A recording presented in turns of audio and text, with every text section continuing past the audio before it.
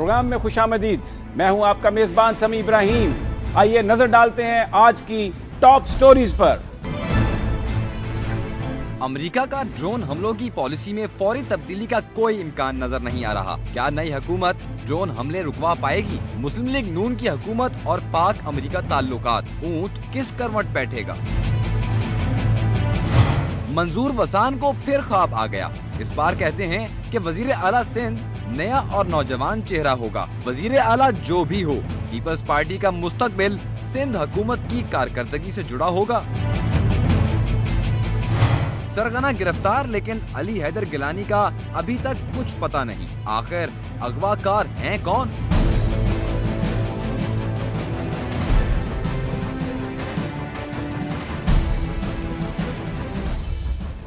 वजारत उज़्मा का ताज मियां मोहम्मद नवाज शरीफ से चंद दिनों की दूरी पर है। दहशतगर्दी, गुर्बत, बेरोजगारी और लोड शेडिंग से थके अवाम अपने मसाइल के हल के लिए नई हुकूमत के मुंतजर हैं। जहां पाकिस्तानी अवाम की नवाज शरीफ से तवक्कुआत हैं, वहीं बैरूनी दुनिया, खासतौर पर मगरबी मीडिया भी मियां साहब को दरपेश चैलेंजेस और मुस्तकबिल के मुमकिना मंजरनामे पेश कर रहा है। LA Times, New York Times, Fox News, CNN, किसी को भी देखें, हर तरफ पाकिस्तान के हवाले से स्पेशल रिपोर्ट्स हैं। न्यूयॉर्क टाइम्स के डेल्कन वॉश, जिन्हें इस्लामाबाद से नापसंदीदा शख्सियत करार देकर निकाल दिया गया था, लिखते हैं कि शरीफ हुकूमत की कामयाबी पाकिस्तानी सियासत की 3 अहम गैर मुंतखब ताकतों के साथ ताल्लुकात पर मुनहसर होगी। इन ताकतों में अमेरिका भी शामिल है, जिसके पाकिस्तान के साथ ताल्लुकात में उतार चढ़ाव का एक माजी है और इस वक्त ताल्लुकात कुछ खुशगवार नहीं है। कमजोर इक़्तिसादी सूरत हाल की वजह से पाकिस्तान को IMF और वर्ल्ड बैंक से ताउन चाहिए होगा, जो यकीनन अमेरिका से अच्छे ताल्लुकात से मशरूत होगा। वाशिंगटन दबाव डालेगा कि पाकिस्तान इंतहा पसंद ग्रुपों के खिलाफ कार्रवाई करे। अखबार के मुताबिक इंतखाबात के फौरन बाद मियां नवाज शरीफ के साथ ही इस तासुर को दूर करने के लिए मुतहर्रक हैं कि लीगी क़यादत इंतहा पसंदों के लिए कोई नरम गोशा नहीं रखती। लेकिन ये एक अहम मामला है, क्योंकि नवाज शरीफ के गुज़श्ता अदवार में भी अमरीकी हुकाम इस मामले पर परेशान रह चुके हैं। अखबार के मुताबिक दूसरी 2 अहम गैर मुंतखब कुव्वतें पाकिस्तानी फौज और अदलिया हैं। फौज के साथ ताल्लुकात की कामयाबी सिर्फ इस बात पर मुनहसर नहीं होगी कि नवाज शरीफ कितने तब्दील हो चुके हैं, ये सवाल भी निहायत अहम है कि अस्करी क़यादत की सोच कितनी तब्दील हुई है। इस वक्त पाकिस्तानी फौज के सरबराह जनरल इशफाक परवेज़ कियानी सियासी मामलात में मुदाखलत के ख्वाहिशमंद नजर नहीं आते। मियां नवाज शरीफ भी बहुत तब्दील हो चुके हैं, बड़े नरम गो हैं, सब्र से बात सुनते हैं और अहम मामलात पर सियासी जमातों और इदारों के साथ मिलकर हिकमत अमली तैयार करना चाहते हैं। मगरबी मीडिया के मुताबिक तीसरी बड़ी और नई ताकत पाकिस्तान की आज़ाद अदलिया है। गुज़श्ता 5 सालों में PPP की हुकूमत, बिलखुसूस सदर आसिफ अली जरदारी के बारे में अदलिया का रवैया खासा सख्त रहा और वो मुसलसल एहतसाब के अमल से गुजरे हैं। अब ये निहायत अहम होगा कि मुस्तकबिल में शरीफ इंतजामिया के अदालतों के साथ मामलात किस तरह चलते हैं। मुस्तकबिल के वज़ीर आज़म नवाज शरीफ के लिए एक फौरी मसला साबिक सदर परवेज़ मुशर्रफ का होगा। मुल्क की आला अदालत उनके खिलाफ गद्दारी का मुकदमा चलाने का कह रही है। देखना यह है कि नवाज शरीफ अदलिया को नाराज किए बगैर किस तरह इस मसले को हल करते हैं। वैसे तो इजाज़ुल हक ये कह रहे हैं कि नवाज शरीफ के इक़्तिदार संभालने से पहले ही परवेज़ मुशर्रफ को अपनी बीमार वालदा की इयादत के लिए मुल्क से बाहर भेजने का इम्कान है। ड्रोन हमलों का मामला भी खासा गंभीर है। मियां नवाज शरीफ अमेरिका को ड्रोन हमले ना करने पर कायल करने की बात कर रहे हैं, जबकि अमेरिकी हुकाम के मुताबिक ड्रोन हमलों की पॉलिसी में तब्दीली का कोई फौरी इम्कान नहीं। इस सारी सूरत हाल पर बात करने के लिए आज हमारे साथ स्टूडियो में बैठे हैं मोहित यूसुफ साहब, जो एक्सपर्ट हैं, बड़ी उनकी गहरी नज़र है मुल्की मामलात पर। इसके अलावा मशहूर सहाफ़ी अहमद रशीद भी हमें ज्वाइन करेंगे टेलीफोन लाइन पर, और मुस्लिम लीग नून के सेनेटर मुशाहिदुल्लाह, वो भी हमारे साथ होंगे और कुछ बताएंगे कि मुस्लिम लीग नून क्या सोच रही है। मोहित, ये जो सारा एक मंजरनामा बन रहा है, क्या कहते हैं आप? देखिए, ये बात तो बिल्कुल दुरुस्त है। चैलेंजेस बहुत हैं इस मुल्क के लिए। अदलिया तब तक तो बहुत अच्छी रही मियां नवाज शरीफ साहब के लिए जब तक वो इक़्तिदार में नहीं थे। अब वो जब इक़्तिदार में आएंगे, अगर हुकूमत पे उसी तरह लैदे होगी जिस तरह पिछली हुकूमत के साथ हुई, तो मेरे नज़दीक ज़रूर कोई ना कोई कशीदगी की सूरत निकलेगी। लेकिन आपने अपने इंट्रो में भी ये कहा जा रहा है और मैं इस बात से मुत्तफ़िक हूँ, मियाँ साहब भी अपनी पुरानी गलतियों से मेरा ख्याल है उन्होंने भी सीखा है, तब्दीली आई है। हमारी अक्सरी क़यादत भी अब उस तरह नहीं देख रही मुल्क को कि जब भी कोई ऐसा मसला हो जो उनको पसंद ना हो तो वो इंटरवीन करें। वो 90 की दिहाई वाली बात नहीं है। तो मेरे नज़दीक उस तरह के मामला शायद अब दोबारा ना हो, लेकिन बहरहाल बड़ा सोच समझ के काम लेना होगा। वाशिंगटन में, अमेरिका में बड़ा अरसा रहे हैं और अभी भी कुछ टाइम के लिए यहाँ पर आए हैं, फिर आप वहीं लौट जाएंगे वापस, रिसर्च फेलो हैं आप। ये जो सारा मामला है इस वक्त अमेरिका का दहशतगर्दी के खिलाफ जो जंग है, जिसमें यकीनन अमेरिका की ये ख्वाहिश होगी कि जो ग्रुप्स हैं उनके खिलाफ कार्रवाई की जाए, भले वो पंजाब में है, भले किस जगह पर हैं। तो ये जो एक चैलेंज है, इसको आप समझते हैं इतनी पॉलिटिकल विल होगी मियां नवाज शरीफ के पास चैलेंज को हल करने की? देखिए, पिछले 5 साल जो पंजाब में हुकूमत उनकी रही है उसमें तो ऐसी विल नज़र नहीं आई जनूबी पंजाब के हवाले से, लेकिन अमेरिका का प्रेशर बारहा होगा, बिल्कुल होगा। अब वो इस्लामाबाद में भी उनकी हुकूमत है।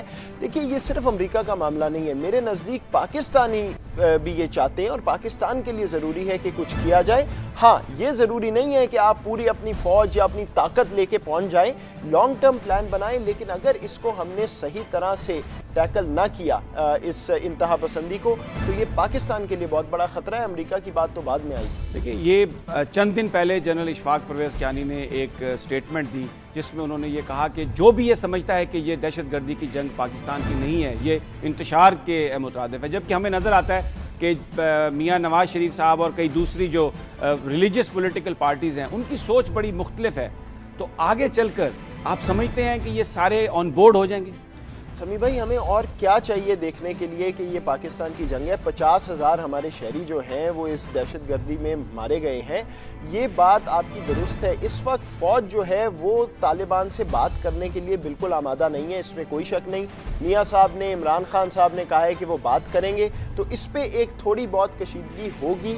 अब ये राय किस तरह आपस में आके मिलती है, एंड में मुझे लगता है कि अगर बातचीत की कोशिश भी की गई, मुझे नहीं नज़र आता कि तालिबान इस वक्त कोई ऐसी सोच रखते हैं कि वो बात करके और पाकिस्तानी रियासत में अपने आप को पाकिस्तानी कवानीन के तहत शामिल करना पसंद। अच्छा, ये जो फ़ौज के साथ जो रिलेशनशिप है, इस पर तो मैं बाद में बात करता हूँ। पहले ये दहशतगर्दी के खिलाफ ग्रुप्स के जो कार्रवाई है वो इसलिए नहायत अहम समझी जा रही है इस्लामाबाद में और वाशिंगटन में कि अगर ये नहीं हुआ तो जो IMF से, वर्ल्ड बैंक से, बैरूनी दुनिया से पैसे आपको चाहिए अपना बजट गैप पूरा करने के लिए, इस मुल्क की इकोनॉमी को चलाने के लिए, वो नहीं मिलेंगे। ये तो बड़ा अहम चैलेंज है और बड़ी मुश्किल पोजीशन में होंगे मियाँ साहब। देखिए, वो आर्म ट्विस्टिंग चलती रहती है बैरून मुल्क। जो इस तरह की बात हो रही है, मेरे नज़दीक पाकिस्तान को ऐसा कोई खदशा नहीं कि पैसे बिल्कुल नहीं मिलेंगे या दुनिया पाकिस्तान को छोड़ देगी, लेकिन ये मामला उस बात तक पहुंचे क्यों कि दुनिया हमें इस तरह थ्रेटन करे कि जी हम आपके पैसे ले लेंगे और ये नहीं करने देंगे। हमें खुद सोचना चाहिए कि अपने लिए। और मैं आपको ये भी बताऊं, दुनिया ये नहीं कहती कि कल जाके आप तमाम इन कुव्वतों पे हमला कर दें, चाहे पाकिस्तान को जो भी नुकसान हो। एक प्लान बनाएं और सारी दुनिया और पाकिस्तानियों के सामने रखें कि इस तरह हम अगले 4, 5, 10 बरस में इस मामले से निपटेंगे। अच्छा, एक मैं अमेरिका के साथ क्योंकि ताल्लुकात के हवाले से बात हो रही है, आज दफ्तर खारजा का स्टेटमेंट आया अमेरिका का कि ड्रोन हमलों की जो पॉलिसी है वो फिर जारी रखेंगे हम, लेकिन मियाँ साहब का ये बयान था कि वो कायल करने की कोशिश करेंगे कि जो हुकूमत है अमेरिका की वो इस पॉलिसी में तब्दीली करे। तो एक हमें बड़ा वाज़े इस वक्त कॉन्फ्लिक्ट और एक बड़ा गैप नज़र आ रहा है इसमें। है, बिल्कुल है। अमेरिका में तो मुझे कोई ऐसी सोच नज़र नहीं आती कि ड्रोन हमले बंद कर दिए जाएं, बल्कि ये सिर्फ पाकिस्तान में नहीं, दुनिया की सतह पे अमेरिका इस प्लेटफॉर्म को यूज़ कर रहा है। खैबर पख्तूनख्वा में इमरान खान साहब आ गए, वो तो कहते हैं कि ड्रोन को गिरा देना चाहिए मार के। अच्छा मोहित, यहाँ पर हमें अहमद रशीद साहब ने ज्वाइन किया, आप हमारे साथ रहिए। अस्सलाम वालेकुम अहमद रशीद साहब। वालेकुम अस्सलाम। बहुत बहुत शुक्रिया हमें ज्वाइन करने का। हम बात कर रहे थे यहाँ पर पाक अमेरिका ताल्लुकात की, तो रशीद साहब ये जो चैलेंजेस बयान किए जा रहे हैं ख़ास तौर पर दहशतगर्दी के खिलाफ जंग में बड़े डिसाइसिव एक्शंस, और उसमें पाकिस्तान की एस्टेब्लिशमेंट से भी बहुत तवक्कुआत की जा रही हैं, कितना मुश्किल होगा और आप क्या समझते हैं मियां नवाज शरीफ साहब के लिए ये जो चैलेंज है? देखिए जी, अभी जो फोकस है गवर्नमेंट का, जो फोकस होगा वो इकोनॉमिक रिवाइवल का होगा और इकोनॉमी को ठीक रखना और हमारे जो इक्तिसादी सूरत हाल है उसको बेहतर बनाना।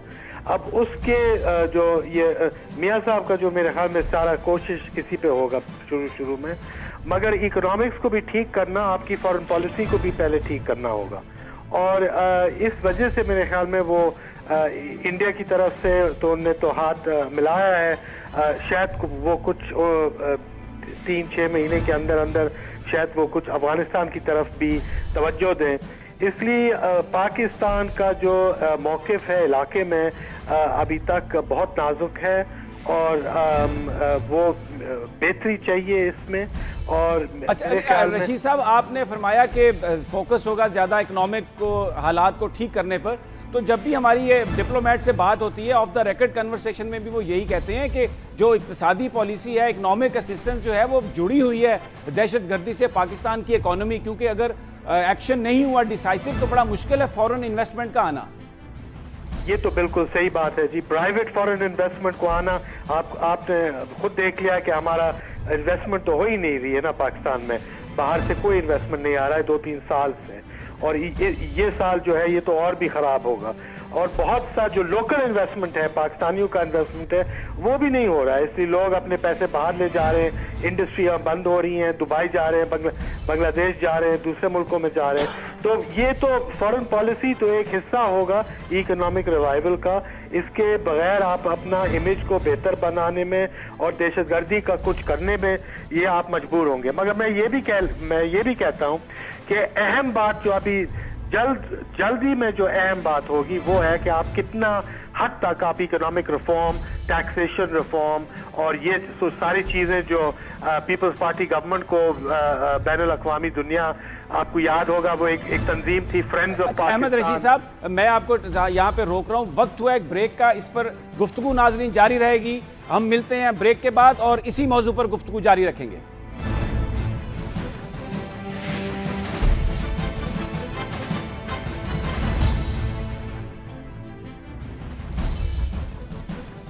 Welcome back. बात हो रही है मियां नवाज शरीफ की जो मुस्तकबिल की हुकूमत है उसको फॉरेन पॉलिसी में क्या क्या चैलेंजेस दरपेश हैं। अहमद रशीद साहब भी हमारे साथ हैं। अहमद रशीद साहब, फॉरेन पॉलिसी के हवाले से एक बड़ा अहम जो पाकिस्तान का मामला है वो इंडिया के साथ है, कुछ इस पर कमेंट फरमाइएगा कि मियां साहब ने तो एक आते ही एक ऑलिव ब्रांच एक्सटेंड की, कहा मनमोहन सिंह को कि वो आए हल्फ बर्दारी की तकरीब में, शायद वो नहीं आ रहे। ये बताइए कि जो इंडिया का रिस्पांस है उस पर मुझे आपका कमेंट चाहिए, और आप समझते हैं कि पाकिस्तानी एस्टेब्लिशमेंट इसके लिए तैयार है कि वो हल्फ बर्दारी की तकरीब में आए मनमोहन सिंह? देखिए, अभी जो है इंडियन कांग्रेस गवर्नमेंट जो है वो बहुत कमजोर है, और वो कोई मेरे ख्याल में मनमोहन सिंह ने अभी भी रिजेक्ट कर दिया है वो जो मियां साहब ने कहा था कि आप इनॉग्रेशन पे आए। तो अभी इंडियन गवर्नमेंट जो है वो इतनी आगे कदम नहीं लेगा। दूसरी बात ये है कि जो बहुत सी अच्छी चीजें हुई हैं इंडिया पाकिस्तान के दरमियान में इन 9 महीनों में, मगर जो बात फंसी हुई है इन दोनों तरफ से, इस पे फंसी हुई है कि पाकिस्तान कह रहा है कि आप अब कोई सियासी बातचीत शुरू करें, कश्मीर और बाकी जो हमारे मसले हैं उसके ऊपर सियासी बातचीत करें। इंडिया कह रहा है कि जी आप पहले ये जो मुंबई वाले अदालत चल रही है इस पे आप कुछ तेज रफ्तारी दिखाएं। तो मियां साहब को फौरन ही यही जो रुकावटें पिछली हुकूमत को मिली थी, यही रुकावटें आगे भी मिलनी है इनको। अच्छा रशीद साहब, ये फरमाइएगा कि ग्वादर का जो मामला है, कुछ लोगों का कहना है कि इस पर भी वाशिंगटन कुछ खफा है और वो चाह रहे हैं कि ये जो प्रोजेक्ट था ये चाइनीज को नहीं मिलना चाहिए था, क्या फरमाएंगे आप? नहीं, मैंने तो ऐसी कोई बात नहीं सुनी है जी। शायद कुछ थिंक टैंक्स हो, कोई एक्सपर्ट्स हो जो ऐसी कोई उनने बात की है, मगर ओबामा एडमिनिस्ट्रेशन से तो मेरे ख्याल में ग्वादर पे ऐसी कोई बात नहीं। जरूर कुछ जो लंबे देखते हैं चाइना का रोल और चाइना का जो पोजीशन है एशिया में, वो शायद इस बात पे आए, मगर एडमिनिस्ट्रेशन में ऐसी कोई बात नहीं हुई। मैं एक बात और करना चाह रहा हूँ कि ये कि एक तो फॉरेन पॉलिसी पे बहुत जो लोन्स, अगर पाकिस्तान को इन्वेस्टमेंट लोन सारा कुछ जो चाहिए है, अगर वो फॉरेन पॉलिसी भी रहता है, मगर मैं आपको ये एम्फसाइज कर रहा हूँ कि अगर मियां साहब ने इक्तिसादी रिफॉर्म नहीं किया और टैक्सेशन को सिस्टम बेहतर नहीं किया, करप्शन की जो बातें इस पर सख्ती नहीं की, तो फिर भी बैनुल अक़वामी जो दुनिया है वो मायूस होके फिर से चला जाएगा पाकिस्तान से। जी अच्छा मुहित, मैं आपसे ये पूछूंगा कि बड़ी ज़बरदस्त बात की है रशीद साहब ने रिफॉर्म्स की हमारे टैक्स स्ट्रक्चर में, तो उसके लिए तो आपको पता है आइन में तरमीम की ज़रूरत होगी, और फिर जो इसका मतलब है कि तमाम सियासी जमातें ऑन बोर्ड होना पड़ेंगी। अभी तक इसलिए ये रिफॉर्म नहीं हो सकी कि हमारी पार्लियामेंट में जो ज़्यादा तादाद है लोगों की वो लैंडलॉर्ड्स की है, इंडस्ट्रियलिस्ट की है, तो वो टैक्स तो चाहते नहीं है। तो ये एक बड़ा मुश्किल मरहला होगा नवाज शरीफ साहब के लिए। देखिए, मैं इस बात का कायल हूं कि जो भी तरह मीम चाहिए वो होना ज़रूरी है। सारी दुनिया के पास हम कशकोल लेके पहुंच जाते हैं, अपना टैक्स रिफॉर्म करते नहीं। ये जब दुनिया हमें कहती है कि हमारा टैक्स पेयर आपको पैसे दे रहा है, आप अपने टैक्स पेयर से पैसे नहीं लेते, ये बात बिल्कुल दुरुस्त है। हमारे जो चलाने वाले हैं मुल्क, उन्होंने बेवकूफ़ बनाया हुआ है दुनिया को भी, आवाम को भी। बहुत सख्त ज़रूरत है, और अगर पार्लियामेंट वाले ये नहीं चाहते तो फिर पाकिस्तान को दुनिया छोड़ देगी, और फिर जो हमारे साथ होगा वो